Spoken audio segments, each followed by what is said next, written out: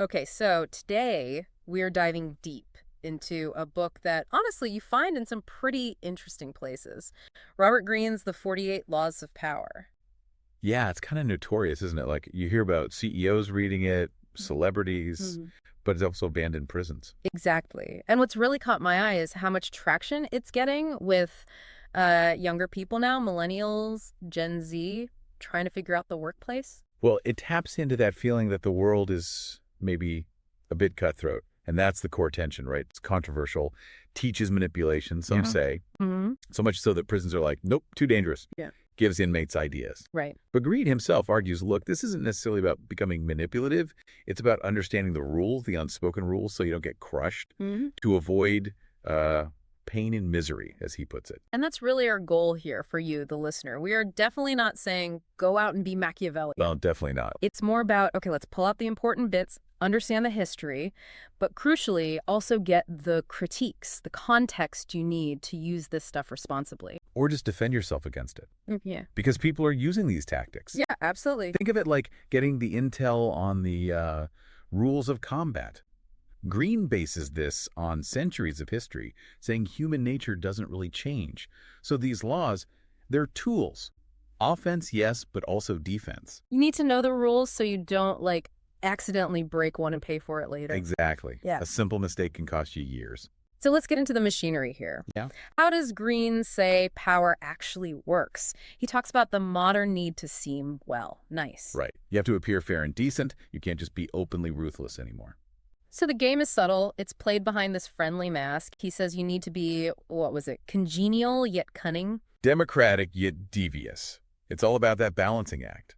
Appearance is everything, maintaining that spotless reputation while you maneuver. Which brings us to the laws themselves. They're very tactical, especially at the start. Law 1. Never outshine the master. The classic. And it's not just about being polite to your boss, it's deeper. It's about survival in any hierarchy. How so? Well, if your superior thinks you're brighter or more capable, Mm. it doesn't inspire loyalty. It inspires fear, insecurity, deep insecurity. Ah, okay. So the move is, Be brilliant, sure, but make them look even more brilliant because of you. Channel your success upwards, make them shine, manage their ego. okay, I see. So once you've got that down, the subordination thing, then comes stealth. Law 3. Conceal your intentions. Right. If people don't know where you're really going, they can't stop you. And the way you do this is interesting. It's not just being silent, is it? No, not necessarily. It's often about creating a smokescreen. He talks about using decoyed objects of desire, making people think you want one thing when you really want another. Or just talking. A lot. Yeah, talking endlessly about fake goals, drown your real aim in chatter, and like false humility, misdirection. Okay, misdirection. That leads kind of naturally into another really cynical one, law 7. Yes. Get others to do the work for you, but always take the credit. This one feels particularly aggressive. It's like weaponizing delegation. That's a good way to put it. The idea is leverage. You use other people's time, their brains, their effort, Mhm. but you consolidate the credit. It makes you look incredibly efficient and fast, like you work miracles. You get the glory. They took the actual risk of doing the work. Wow, that sounds exhausting to be around. And probably exhausting to do. It probably is. It's effective, maybe, for short-term wins. Yeah. But Green says for lasting power, you need Law 11. Which is Learn to keep people dependent on you. He calls this one maybe the most important law of all. dependency. How does that work? If you're easily replaced, if your skills are just common, then you're disposable. Simple as that. You need something unique. Exactly. A talent, a skill, some kind of knowledge that your boss or the organization just cannot afford to lose. That's where your real independence and power come from. They need you. So it's not just what you do, but how you look doing it. The whole presentation aspect. Absolutely.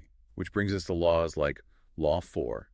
Always say less than necessary. And law 5, guard your reputation with your life.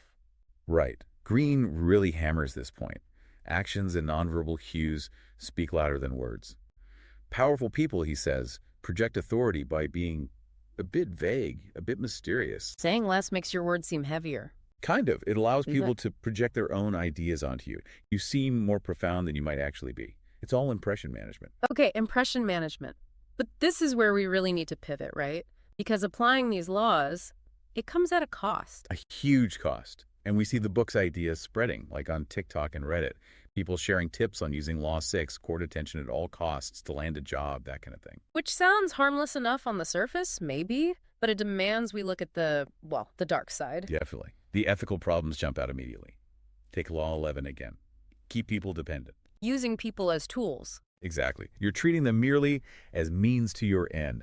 And that just clashes fundamentally with basic ethics. Think about Kant's categorical imperative. Right, the idea that you treat people as valuable in themselves, not just useful objects. Precisely.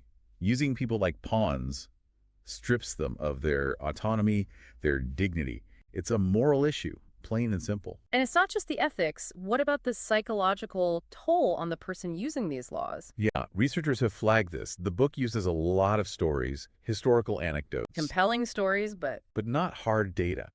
Critics worry it promotes sort of psychological myths about how people work. It's not really grounded in empirical psychology. and when psychologists actually study the traits, the book encourages this high Machiavellianism. The findings aren't great. Yeah. There's a strong link between these manipulative traits and things like higher stress, anxiety, even depression. It sounds incredibly isolating. It really is. You're constantly calculating, constantly suspicious, and there's also a correlation with narcissistic traits.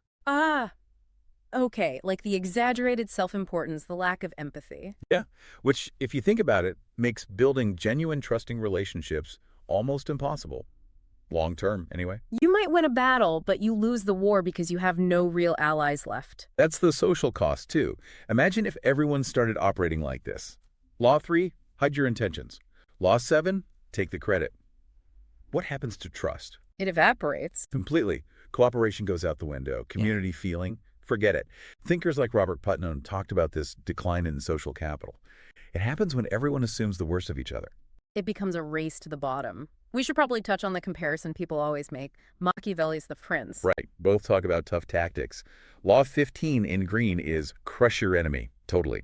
Which sounds very Machiavellian. But there's a difference. There is, yeah. Machiavelli was writing, pragmatically, about how a ruler could maintain stability in a volatile state, sometimes reluctantly advising bad things for a perceived greater good. Greene's work, sources suggest, is maybe intentionally more extreme, more provocative. That shock value is part of its appeal, why it's such a bestseller, even if literary types kind of look down on it compared to The Prince. Okay, that makes sense. And this brings us to what feels like the biggest insight for someone trying to navigate all this. The book's core analytical flaw. Which is? It basically assumes all social life is a zero-sum game. Yes, that's huge. A zero-sum game means my win is your loss. The pie is fixed. If I get more, you have to get less. And if you view the world that way, it's incredibly dangerous. It trains you to see every single interaction, your job, negotiations, even just talking to someone as a potential threat. You're constantly scanning for danger. And you end up creating the fight you were expecting. Exactly. It's a self-fulfilling prophecy. You act defensively, suspiciously, and you kill any chance for cooperation. You turn a potential win-win into a win-lose just by your own mindset. So what's the antidote? The missing piece? The missing piece is game theory. It gives you this strategic framework, that kind of metacognition that the book lacks. Metacognition. Thinking about the thinking. Right. Game theory helps you analyze the structure of the game you're actually in. Yeah. Before you just assume it's war. So you ask different questions, like, okay, is this situation really dog eat dog? Or is there potential here for us both to gain something? A non-zero-sum game. And crucially, is this a one-off interaction? Or are we going to deal with each other again? That changes everything. Is it a one-shot game or an iterative, repeated game? Give me an example. How does that change how you'd use a law? Okay, Law 1. Never outshine the master. Great advice if you're in Stalin's court, maybe. High stakes, volatile, probably one shot if you mess up. Right. But what about working in, say, a creative tech company, where your reputation for talent and collaboration is built over time through repeated projects? Constantly hiding your light might make you look useless. Or incompetent. Or just not a team player. In that repeated, non-zero-sum context, a different strategy is needed. Maybe one based on demonstrating value collaboratively. So knowing the 48 laws is still valuable. Oh, absolutely. It's invaluable for recognizing when someone is playing that zero-sum manipulative game. It helps you spot the tactics, understand the rules if a power struggle is happening. But game theory helps you choose your response wisely. Precisely. It helps you decide the optimal strategy for the specific game you're in.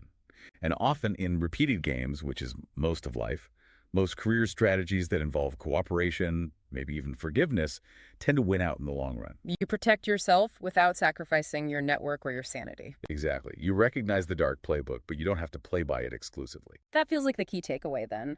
Understanding these power dynamics is critical for navigating work, even social life, without getting steamrolled or sucked into constant conflict. Right. We've gone through the core tactics, the concealment, the dependency, taking credit. We've looked at the serious critiques, ethical, psychological, and we've added that essential layer of game theory for context. It lets you use the knowledge defensively, understand the terrain. And maintain your own well-being. So to wrap up, maybe a final thought for you to consider, building on Greene's ideas. Hmm. He suggests power often comes from making things look effortless. That's Law 30. And that real strength is adaptable, formless Law 48. Right. So if real power involves conserving energy, being efficient, what's the most strategically powerful thing you could stop doing today rather than start doing? Something to think about.